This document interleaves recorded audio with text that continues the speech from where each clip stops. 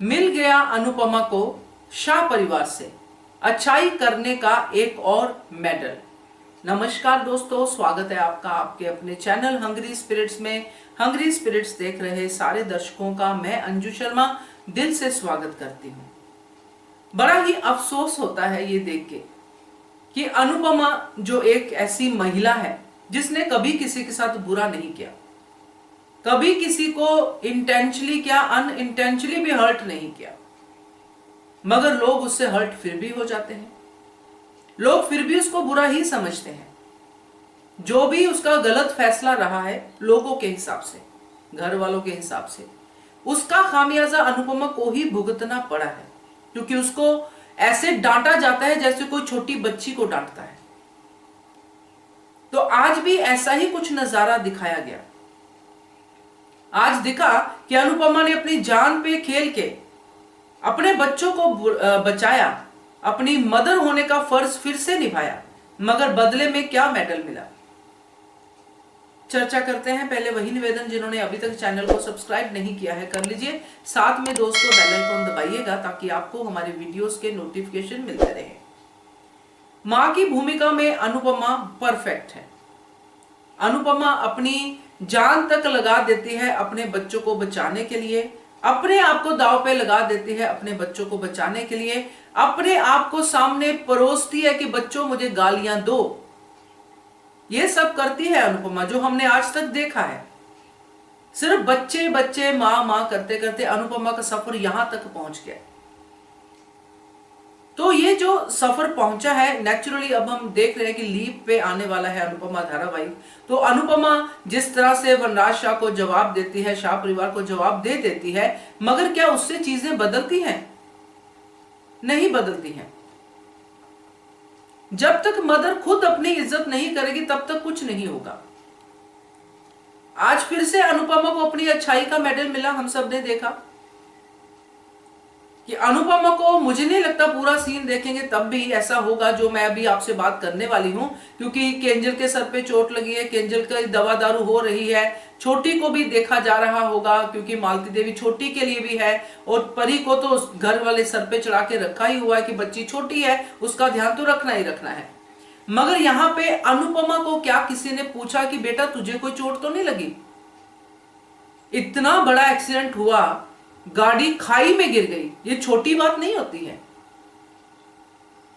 यहां पे अनुपमा के उस रेस्क्यू ऑपरेशन के बाद सवाल करने वाले आगे खड़े हो गए। शाह परिवार का राक्षस वनराज, अब तो मुझे राक्षस कहते कोई भी हिचकिचाहट नहीं हो रही। अब वो शक्ल से भी और अक्ल से भी दोनों से ही राक्षस लगता है।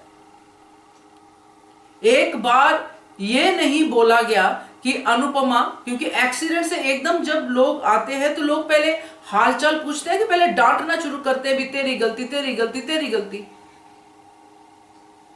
ये कैसे इमोशनलेस फैमिली के लोग हैं।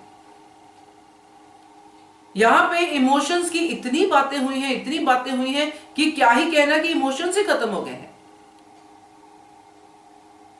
बा यहां पे क्या बोल रही कि तुझसे तो समझदारी की उम्मीद की जा रही। क्यों की जा रही है भाई समझदारी की उम्मीद? हालचाल तो पूछ लो इंसान का कि उसको इतने बड़े एक्सीडेंट से बच के आया है, बच्चों को बचाया है उसने अपनी जान पे खेल के। आपको एक बार ये नहीं सोचने को मिला कि हम इसको भी थोड़ी देर सांस लेने दे, फिर इसको कटघरे में खड़ा करें? आप उस पर पाबंदियां डाले जा रहे हो। ऐसा कितना डर है आपको कि अनुपमा क्या इतनी तगड़ी चुंबक है कि वो लेके चली जाएगी? और क्या केंजल इतनी ही दूध पीती बच्ची है कि केंजल को अनुपमा ड्राइव कर रही है और केंजल ड्राइव हो रही है?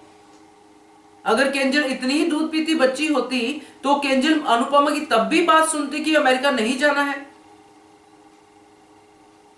केंजल की गलती तो टोटली गलती है केंजल की। अनुपमा ने तोशु का फोन उठाने को कहा तो भी नहीं उठाया। तब तक तो नेटवर्क था ना, बोल देती फोन पे। मगर शायद केंजल ऐसे भी दुश्मन होते हैं जो अनइंटेंशनली चीजों को इतना बिगाड़ते हैं कि उनको पता होने के बावजूद कि सारी बातें मम्मी पे आएंगी, फिर भी वो करते जाते हैं। ये कैसा शाह परिवार है? इस परिवार के लिए अनुपमा आज तक मरती रही है और आगे भी शायद मरती रहेगी। क्या ऐसे रिश्तों को नसीहत देना जरूरी नहीं है अनुपमा का? सबसे बड़ी चीज क्या होती है ना, जो मैं अंडरस्टैंड करती हूं, अगर ऐसा हो लीप में ऐसा मुझे होता नजर भी आ रहा है कि अनुपमा कट ऑफ हो गई है सबसे, मुझे ऐसा लगता है कि कभी कभी इंसान को ना अपनी वैल्यू दिखाने के लिए वहां से गायब हो जाना चाहिए,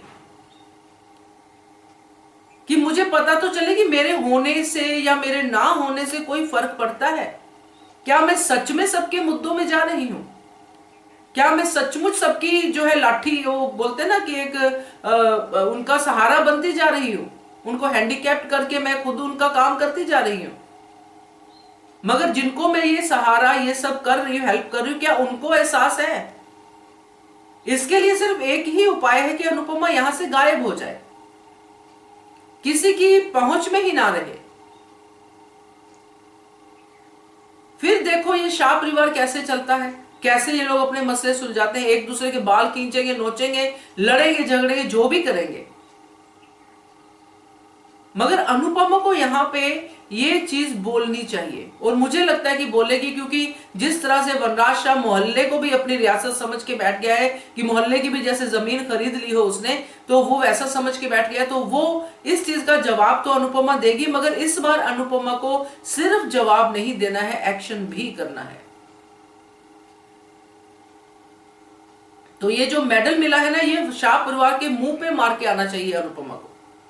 मुझे तो सच में आज बहुत अजीब लगा कि किस रिश्ते की दुहाई देती है अनुपमा बार बार। अनुपमा तो मेरी फेवरेट है ही, मैं हमेशा ही कहती हूँ, क्योंकि मैं अनुपमा से बहुत कुछ सीखती हूँ, और ये भी सीखती हूँ कि ये मुझे नहीं करना है, यहाँ पे मुझे ऐसे नहीं, मुझे अनुपमा बन के ऐसे डिसीजन लेना है, वो भी मैं सीखती हूँ। तो सेल्फलेस होना बहुत मुश्किल काम है, और अब अनुपमा को सेल्फलेस से बाहर आना पड़ेगा।